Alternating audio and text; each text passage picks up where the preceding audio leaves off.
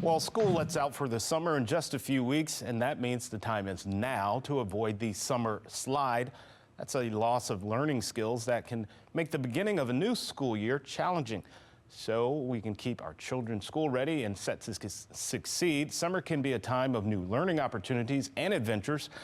Brodrick Clarke of the National Summer Learning Association joins us with valuable information for parents to help their kids avoid summer learning loss. Mr. Clarke, thank you for joining us. It's an honor and a privilege to be here. Thank you so much for having me. Yes, sir, absolutely. So can you explain, I was telling you before we started, I have never heard the term summer slide. What is that? So, of course, during the school year, young people have access to all kinds of resources academically. They're in school settings. Maybe they have access to enriching activities as a part of that process. But something happens in the summertime, those resources for some get shut off due to access issues.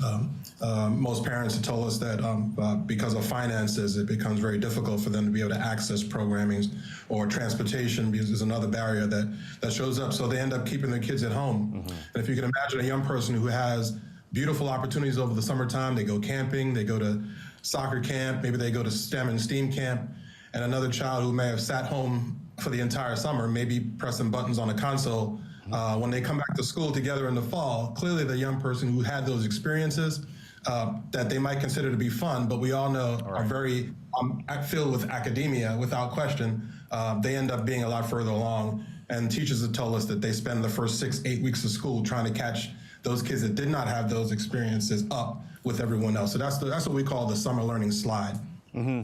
Would you say that modern technology, things like Instagram, everyone's got a tablet, everyone's got this, like kids aren't really engaging with what they should be doing to learn something? So do you think like all the stuff that kids these days have that I didn't have 30, 40 years ago, do you think that plays a part into them losing that learning curve over the summer?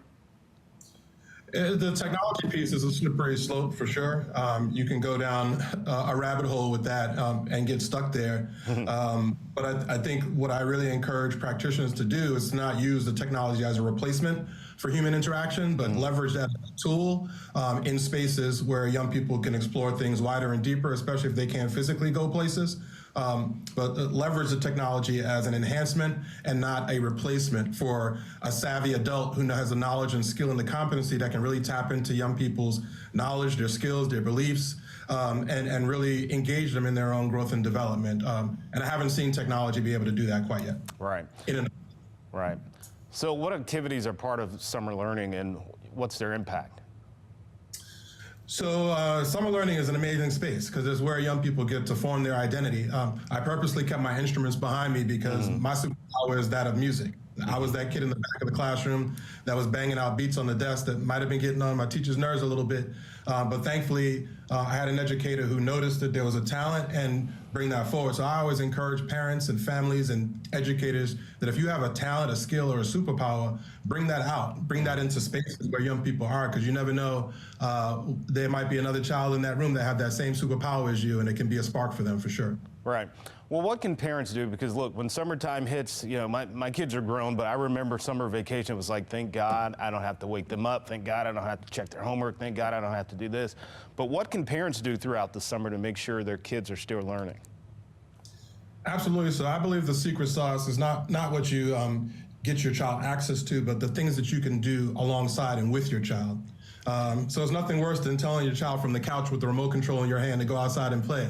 And of course you can't be what you can't see. So it starts with sort of modeling and getting up and being active, going out and about, and finding the simple ways to engage outdoors.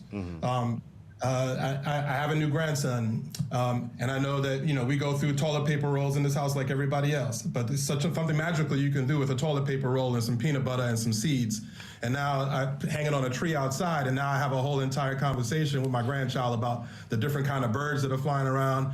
We're charting those. He's developing a passion and a love for birds in ways that I could have missed if I just threw those toilet paper rolls in the trash. So I think there's a billion ways. You're only limited by your own creativity to get young people to take advantage of the things that are in front of them.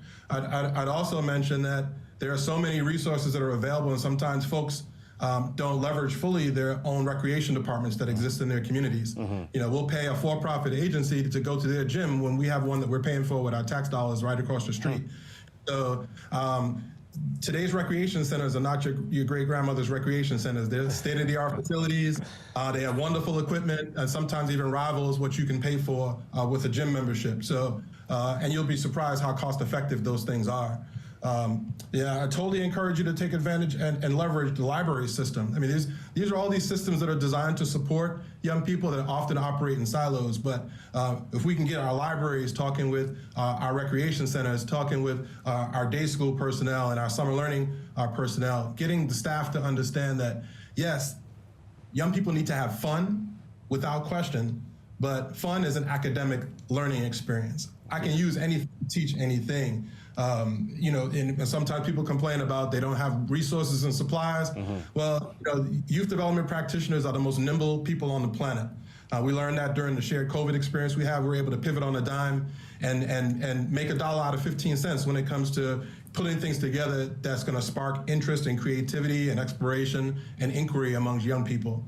And finally, I'll share that young people can be involved in their own growth and development. So rather than creating programs and things for them to do, engage young people in the co-creation of those experiences and spaces. And once they're involved in the creation, you'll never be able to keep them away from those facilities. Shout out to Digital Underground, that $1 out of 15 cent line there. What resources does your organization offer? Well, we work with practitioners. We have about 15,000 organizations in our national network, and we talk about quality at scale. So not just improving the quality and accessibility of those options, but equipping staff with the knowledge and the skill, the pedagogy, all of the academic research that's behind the intentional work that we do in these spaces.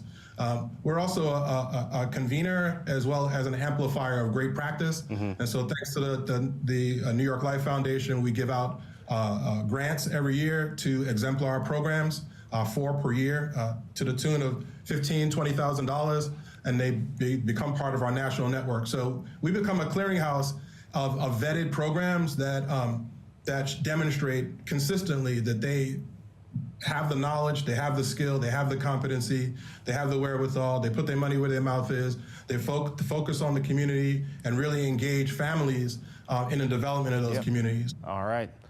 Brodrick Clarke, thank you so much.